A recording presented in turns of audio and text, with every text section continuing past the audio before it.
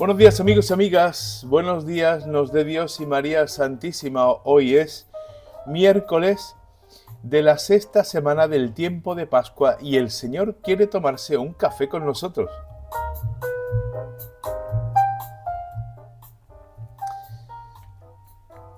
Una de las tareas de la Iglesia, de nosotros como cristianos, es abrirnos al mundo para dialogar con Él.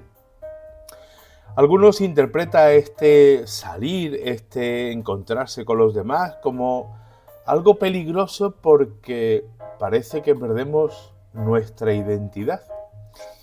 Ponernos en diálogo con el mundo no significa, en absoluto, perder nuestra identidad cristiana, ni perder los valores de nuestra fe, ni perder lo que nosotros creemos, sino justamente lo contrario, porque buscamos los puntos de encuentro con aquellos que no son creyentes, que no son como nosotros, para poder construir esa sociedad que todos queremos, pero que no conseguiremos con esa actitud de o eres de los míos o eres enemigo mío. Esa no es la actitud. Un ejemplo de esto lo tenemos en San Pablo. Hoy nos lo encontramos con que se planta ante el Areópago de Atenas y entra en diálogo con esa cultura que es muy distinta a la fe que Pablo tiene en Cristo resucitado.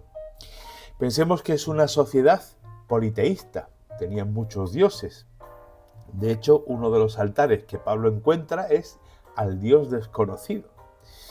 Una sociedad que no cree en la vida eterna. La muerte, la persona acaba con la muerte y ya está. Y como digo, Pablo encuentra ese punto de diálogo en ese altar al Dios desconocido y se pone en medio del Areópago a predicar. El Areópago y el Ágora era donde se reunían los intelectuales y exponían sus teorías, sus formas de pensar, lo que ellos... Y así la gente escuchaba. Y Pablo levanta la voz. Vengo a hablaros de este Dios desconocido al que vosotros veneráis. Y empieza a explicarle la historia de la salvación hasta llegar a la resurrección de Jesucristo. Este primer discurso de Pablo y este primer intento de Pablo de llegar al mundo pagano, pues es un fracaso total. Porque cuando los atenienses escuchan la palabra resurrección de los muertos, pues se ríen de Pablo y dicen, bueno, pues ya de esto ya te escucharemos en otro día, y nos vamos. Y solamente pues quedan un par de ellos. Lo que nos enseña este trozo del libro del Apocalipsis es precisamente eso, que tenemos que buscar los puntos de encuentro con esta sociedad que tenemos, con este mundo que tenemos, porque también en ese mundo, aunque con muchas deficiencias, con toda seguridad, pero también hay lo que los primeros padres decían, la semilla del verbo. También hay semillas del Evangelio fuera de la Iglesia. Por eso, ese diálogo constante con el mundo. No para imponer, sino para proponer. No para que el otro tenga que pensar como yo, sino para dar materia para la reflexión y para el diálogo.